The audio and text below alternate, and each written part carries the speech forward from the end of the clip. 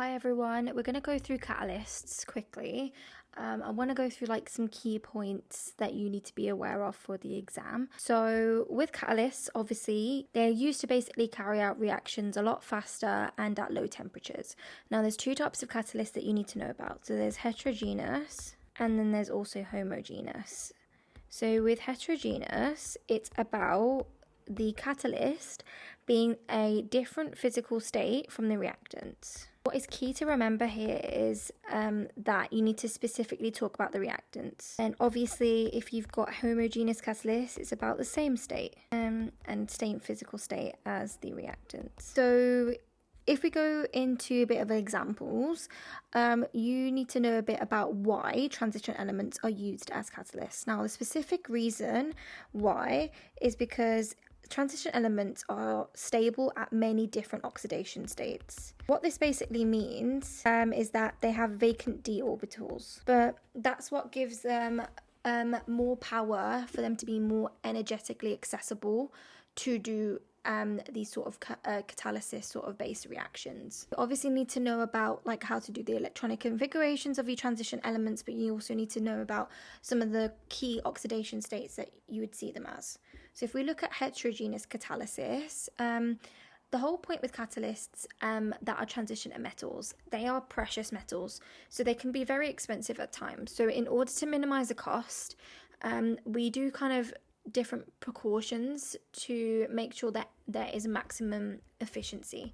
So ways that you can increase efficiency is obviously you can use increasing the surface area of the catalyst. You can also do something by coating an inert surface medium with the catalyst, and that essentially avoids using large amounts of it. So it's also, if you think about it as well, if you're coating like the whole structure with a catalyst, you're basically getting in the nitty gritty and you're not having to use copious amounts of it. So that's a bit about how we can maximize efficiency, especially with heterogeneous catalysts. Now, there's certain things you need to talk about. So you need to be able to mention catalytic converters and what they are and what we basically need to do and to reduce limitations of them, for example.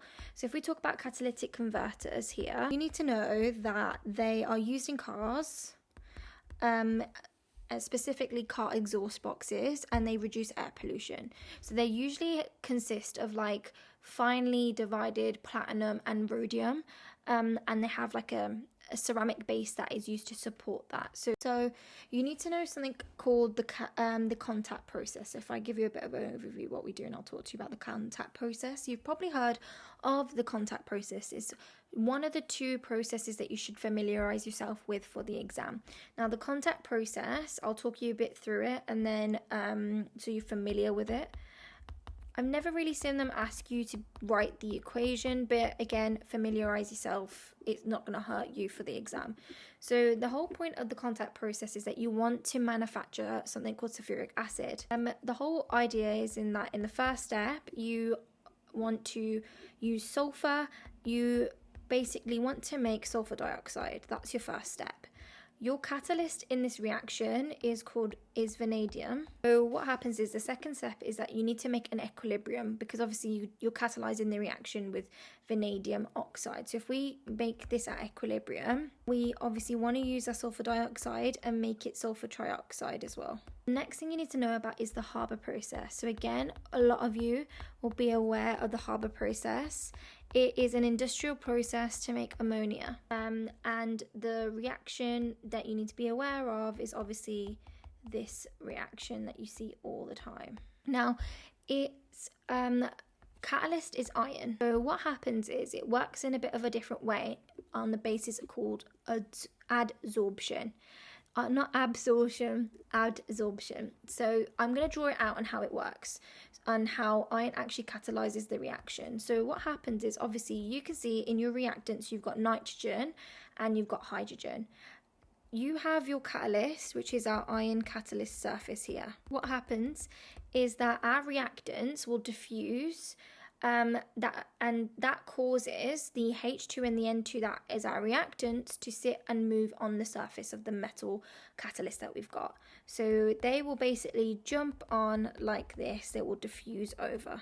Then you've got the surface again, and they will actually adsorb onto the surface. So you have this going on. This is the key word that you need to talk about. And then you've also got the reaction having to take place. So you've catalyzed it. Now the reaction actually needs to occur. So that's the big bit. So what happens is that you have your H's stuck in the ground, for example, and your N's stuck into the surface. But because they're reacting, they're going to start interacting with each other and forming bonds. So you've got new bonds forming. And obviously, the reaction's occurred, and our end product is obviously ammonia. So what happens is all the reactants start bonding together, and eventually you'll make your product that is adsorbed onto the surface still. It's still stuck there. So what happens, it needs to do something called desorption. It desorbs, that's a better way to say it, desorbs from the surface. It's kind of the process that you need to be aware of. Obviously, you need to talk about limitations of heterogeneous catalysts. So in respect to catalytic converters, right? So if we talk about catalytic converters and the limitations associated, what you need to know is obviously that operating conditions of a car exhaust, if you're constantly using them, the catalyst is not going to last forever. Then also you need to know that basically impurities, if you've got this surface going on, what happens eventually, you can get little tiny impurities or even heavy metal impurities that basically lodge into the surface, and we call that poisoning the catalyst. That can actually be a limitation and affect the efficiency of it. So we can talk about poisoning, and that's when essentially like you get impurities lodging the surface. We talked about how we can also thin coat heterogeneous catalysts up here, and obviously that thin coating can obviously lose over time, and that also minimizes the efficiency of the catalytic converter. And also catalytic converters obviously have optimal conditions, so they don't work very well in low temperatures, and they need a bit of time for the engine to warm up. So short journeys, for example, do almost nothing for like pollution reduction, because you could drive like 5 minutes down the road, but it hasn't warmed up, so nothing's in place to reduce air pollution. It will just be operating without that catalytic converter in place. So you've also got a limitation in terms of air pollution with short journeys. Then you've got homogeneous catalysts. So again, it's about same sort of physical state as your reactants. Like you can get redox reactions occurring. So the reason why that happens is obviously if you've got variable oxidation states, which we know transition elements do, is because they can redox because they can act as both oxidizing agents. And another way you can talk about it is in respect to iron, but ions also can catalyze reactions between iodide ions and peroxide disulfate ions. So if I write that out, peroxide disulfate ions look like these. So, and iodide ions. So those are the two it can also catalyze. So the overall reaction is quite slow. The reason why, which you could be asked, is because there's a repulsion basically going on of two negative ions coming together, and that hinders the reaction. So if you see here, you've got a negative ion and a negative ion. They basically repel, slows down the reaction, and then it prevents it from kind of occurring. So the reaction is quite slow, even though it's energetically favourable. We can also talk about in comparison of the fact that because both ions are negatively charged, they're unlikely to make successful collisions with one another. So if you look at our Fe2 plus, that are ions that are added to the reaction, because it's a transition element, has variable oxidation states, it can actually make the rate of the reaction quite quicker, hence giving it catalytic properties. So sometimes, in this case, starch is often added to the reaction, and it will form a blue-black colour showing the formation of iodine. So you basically need to be aware of what could happen essentially when you add iron to this reaction. So then we need to talk about something called autocatalysis, and then we're nearly done. So autocatalysis basically means that the reaction is catalyzed by one of its products. Cut down. So the catalyst is its product. So at the start, the reaction will be quite slow because there's little or none of the catalyst present. Think you're only dealing with the reactants, and if your product is the catalyst, right, it's not there yet. You haven't made anything, so it's going to be slow. At the reaction happens and you make more of the product, which is the catalyst, then it will speed up, and then reaction will basically be a lot more faster. So if you think about it in terms of a graph, if I got concentration and then time, you're going to start off very steep and slow, and then it will go fast because you've got something that is a product that is being formed more, hence the reaction getting faster towards the end. So the way, if you're struggling with that, basically imagine you've got a reaction that makes a product called X. At first, there's no X, so the reaction is slow, but once a little more X is made, then the X will help the reaction go faster.